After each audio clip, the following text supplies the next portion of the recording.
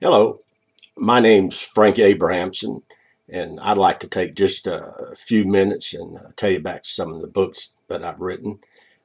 It's interesting when God puts something upon your heart to do, and as He has with the books that I've written. Started off with a book, Shift in Sand, and I wrote that one.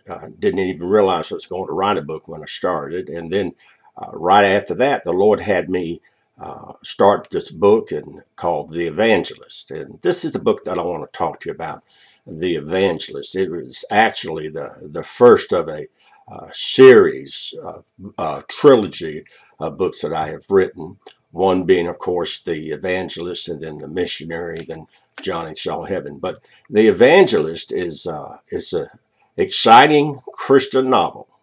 uh, Being a Christian doesn't mean that we can't have things that are fun and exciting. And this book is exciting. It has romance in it. It has adventure in it.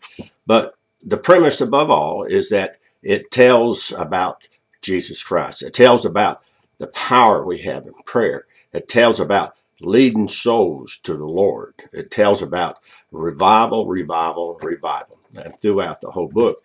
And it takes place, of course, in America on a farm, and back in the 19th century. And of course, then it goes from there, from Kansas. It goes to different areas of America, and then it goes to Africa and in the Belgium Congo. And it's just really, really interesting. It's the characters that meet and interact in it. John Henry Calhoun is the star, so to speak, of the novel. He's like a Billy Graham. He's somewhat is a hero of the book, and Billy Graham, I think, to all of us is a hero, and he emulates him somewhat. He has a desire to see souls saved, and that's what he does. As he goes about going to college and being a warrior for God, he meets different people. He meets Peter McBragg. He's a man with a Scottish brogue, and he talks that way throughout the book. He's got the accent, and it's always there with him throughout the book. And the dialogue in the book is tries to be as true to earth as it can be. And for instance, when they get to the Congo and they begin to convert the natives, Manzinga, a chieftain there, he is.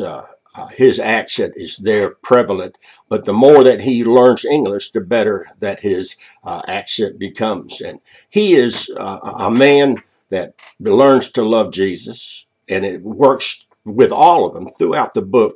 This wonderful power of prayer in all of them, and they all of them come closer and closer and closer to the Lord.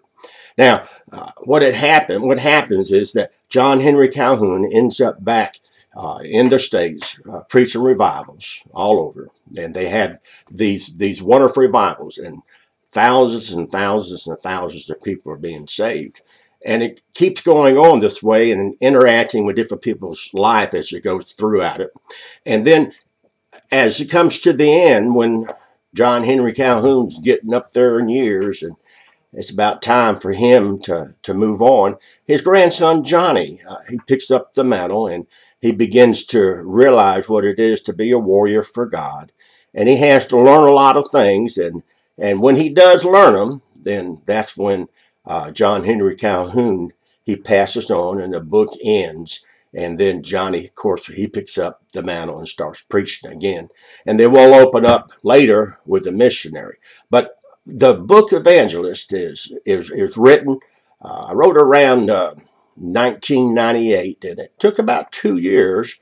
It was the second book that I wrote, and a lot of time and love went into it. And if you get a chance to read it, I hope that you really enjoy it. And God bless you.